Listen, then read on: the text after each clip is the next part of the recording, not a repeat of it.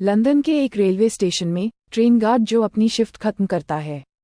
अपने लॉकर में उसे एक पत्र मिला जिसमें लिखा था कि उसे वह पदोन्नति नहीं मिली जिसके लिए उसने आवेदन किया था। निराश होकर उसने पत्र को तोड़ दिया और उसके पर्यवेक्षक ने उसे एक बीमार सहकर्मी के कारण रात की पाली को कवर करने के लिए कहा।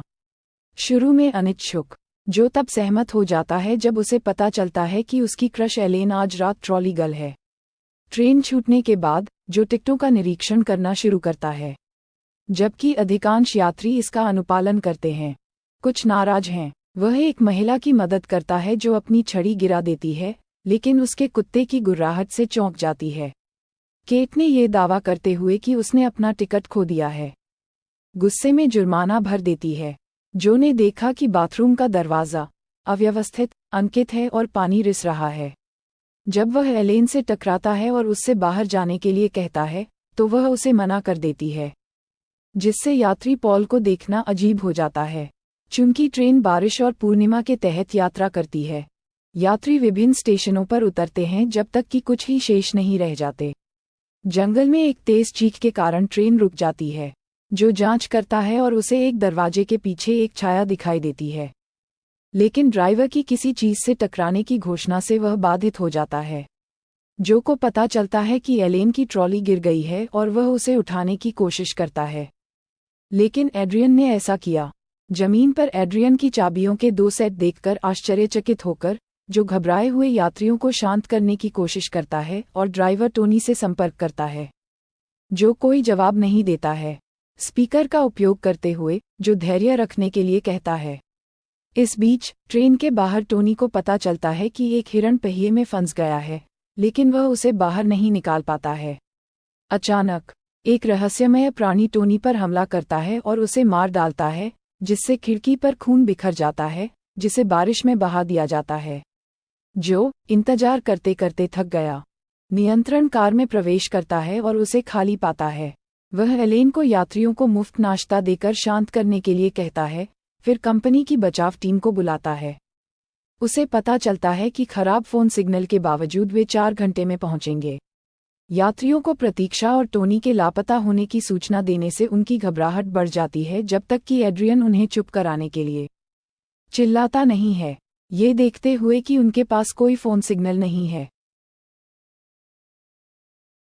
जो ने खतरे का हवाला देते हुए और अपनी नौकरी को खतरे में डालते हुए उन्हें रोकने की कोशिश की, फिर भी यात्री उसकी दलीलों के खिलाफ एकजुट हो गए, जिससे उसे अनिच्छा से अपने मार्गदर्शक की भूमिका निभाने के लिए मजबूर होना पड़ा। समूह ट्रेन के बगल में सावधानी से आगे बढ़ रहा था, जंगल में छिपे हुए दर्शक से बेखबर था। उनकी शांति तब भंग हो गई जब जो और एलेन झाड़ियों में सरसराहट करते हुए टोनी के क्षत विक्षत शरीर पर ठोकर खा गए, जिससे उन्हें जल्दबाजी में पीछे हटना पड़ा। जैसे ही दूर तक चीखें गूंजने लगीं, वे जल्दी से दरवाज़ा खोलकर वापस नाव पर चढ़ गए। उम्र के कारण बाधा बन रहे एक बुजुर्ग जोड़े को चढ़ने के लिए संघर्ष करना पड़ा और इस अफरा तफरी के बीच जेनी को छुपे हुए जीव के काटने का सामना करना पड़ा। उन्मत्त प्रयास से उन्होंने उसे सुरक्षित स्थान पर खींच लिया और दरवाज़ों को सुरक्षित कर दिया, क्योंकि राक्षस के पंजे कार से टकरा गए। जब तक प्राणी की चीखें कम नहीं हुई, तब तक शांति बनी रही, जिससे जो ने ट्रेन फोन का उपयोग करने का असफल प्रयास किया, लेकिन कोई सिग्नल नहीं मिला।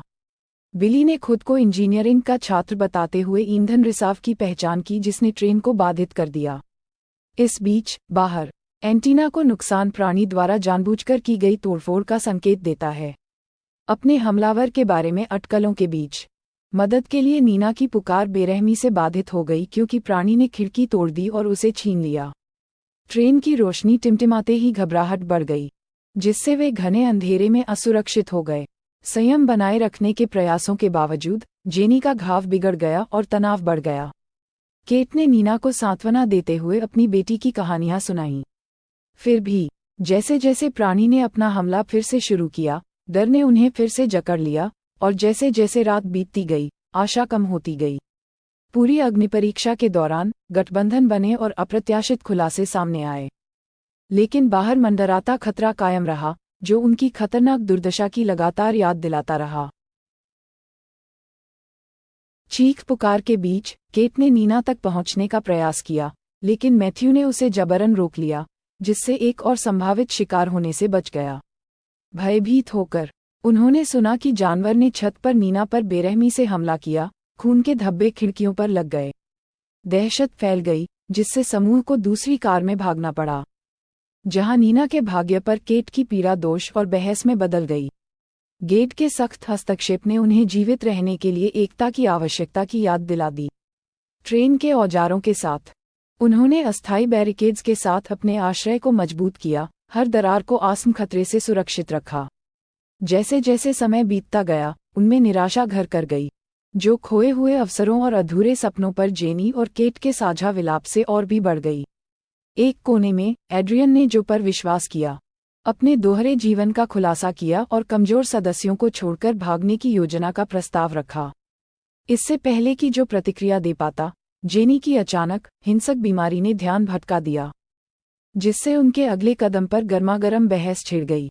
जब पॉल लापता हो गया तो तनाव चरम पर पहुंच गया। बैरिकेड में गड़बड़ी हो गई।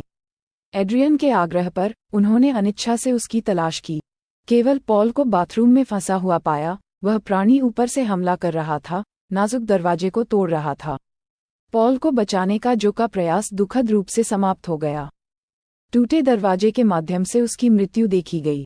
इस बीच एड्रियन की हताशा ने उन्हें उनके भागने के एकमात्र मार्ग को नष्ट करने के लिए प्रेरित किया, जो विफल हो गया लेकिन दृढ़ था। उसने अकेले ही प्राणी का सामना किया जब तक कि उसके साथी एकजुट नहीं हो गए, उसे सुरक्षित स्थान पर खींच लिया और अपनी सुरक्षा को मजबूत किया। एड्रियन के भागने के निरर्थक प्रयास विफल रहे। प्राणी के लगातार हमलों ने उनकी सुरक्षा को तोड़ दिया, जिससे एलेन खतरे में पड़ गया, जो कि त्वरित सोच ने उसे बचा लिया, लेकिन एक तेज क्रूर प्रतिशोध ने उसे गंभीर रूप से घायल कर दिया। एड्रेनालाइन प्रेरित साहस के साथ समूह ने प्राणी के खिलाफ रैली की और उस पर उन्मादी हमला किया। बिली का जीवन तब तक अधर में लटका रहा जब तक कि एड्रियन के समय पर हस्तक्षेप ने प्राणी की कमजोरी का फायदा उठाकर स्थिति को बदल नहीं दिया। मैथ्यू ने, जो कगार पर पहुंच गया था, आग की कुल्हाड़ी से जानलेवा वार किए। उसकी पीड़ा हर वार के साथ बाहर आ रही थी। जैसे ही एड्रेनालाइन कम हुआ, उन्होंने गिरे हुए प्राणी का निरीक्षण किया। उसकी उंगली पर एक अंगूठी देखी, जिसे जेनी ने पहले ही नोट कर लिया था। उनकी कठिन परीक्षा समाप्त हो गई थी, लेकिन भय और हानि के निशान बने हुए थे। जीवित रहने की भट्टी में उनका बंधन बना हुआ था। बढ़ते डर के बीच मैथ्यू ने अनुमान लगाया कि वह प्राणी एक वेयरवुल्फ था। काटने से संभावित परिवर्तन के बारे में एड्रियन के रहस्योद्घाटन ने जेनी पर संदेह पैदा कर दिया, जिससे तनाव बढ़ गया। जैसे ही उन्होंने शव को धका, गेड ने एक ट्रेन दुर्घटना की स्थानीय किंवदंती सुनाई, जो अस्पष्टीकृत मौतों से त्रस्त थी, और उन्हें वेयरवुल्व्स के लिए जिम्मेदार ठहराया, जो उनकी वर्तमान दुर्दशा को दर्शाता है। जानवर ने हलचल मचाई, जिससे जो को आग बुझाने वाले यंत्र से उस पर हमला करने के लिए प्रेरित किया। उसकी चीख ने जंगल से अन्य लोगों को बुला लिया। जेनी के परिवर्तन से घबराहट फैल गई, जिससे एड्रियन को पूर्वव्यापी कार्रवाई पर आक्रामक आग्रह करना पड़ा। अराजकता के बीच जो ने एड्रियन को अपने वश में कर लिया, जबकि समूह ने सुरक्षा के लिए जेनी और एड्रियन दोनों को रोक लिया। उन्होंने एक योजना तैयार की। बिली ट्रेन को ठीक करेगा, जबकि एलेन इसे शुरू करने के लिए तैयार था। जब मैथ्यू ने ट्रेन के नीचे बिली की सहायता की तो जो ने उन्हें इंटरकॉम पर एकजुट किया। अंदर तनाव बढ़ गया क्योंकि केट ने एड्रियन के साथ पिछले संबंधों का खुलासा किया, जिसने इसे बेरहमी से खारिज कर दिया। जेनी की हालत खराब हो गई और एड्रियन की तात्कालिकता गेड की सावधानी से टकरा गई। इस बीच रोने की आवाज सुनकर मैथ्यू जंगल में चला गया और पाया कि नीना का दुखद भाग्य एक अन्य वेयरवुल्फ के हाथों हो रहा है। अभिभूत मैथ्यू का क्रूर अंत हुआ। ट्रेन में वापस जो और एलेन ने वेयरवुल्व्स के करीब आते ही बिजली बहाल कर दी। बिली छिप गया, जबकि एलेन और जो ने जल्दी से ट्रेन शुरू कर दी। अराजकता के बीच जेनी ने अपना परिवर्तन पूरा किया, जिससे केट को उसे नियंत्रित करने के लिए एड्रियन को रिहा करने के लिए मजबूर होना पड़ा। एड्रियन की गेड की मदद करने की कोशिश जेनी की ताकत के कारण बाधित हो गई, जिससे एक घातक मुठभेड़ हुई।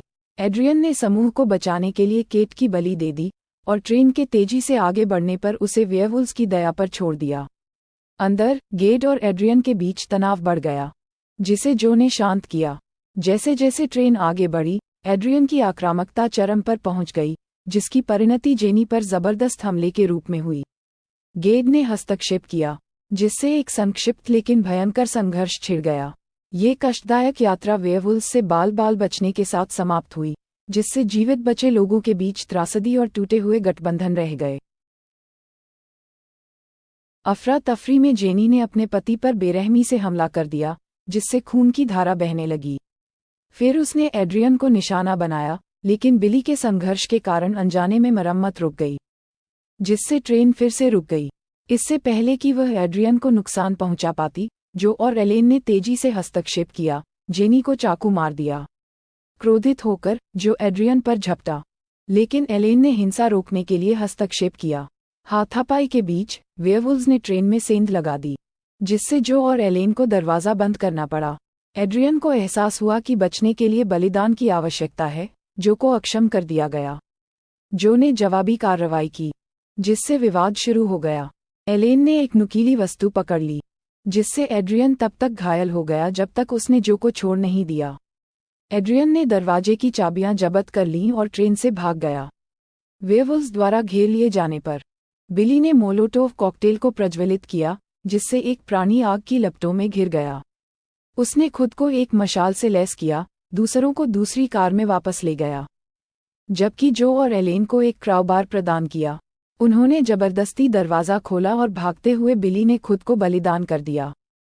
पकड़ लिया गया और मार डाला गया। जैसे ही जो और एलेन वेयरवुल्व्स द्वारा पीछा किए जाने पर जंगल से भाग गए, जो ने ध्यान भटकाने के लिए पीछे रहने का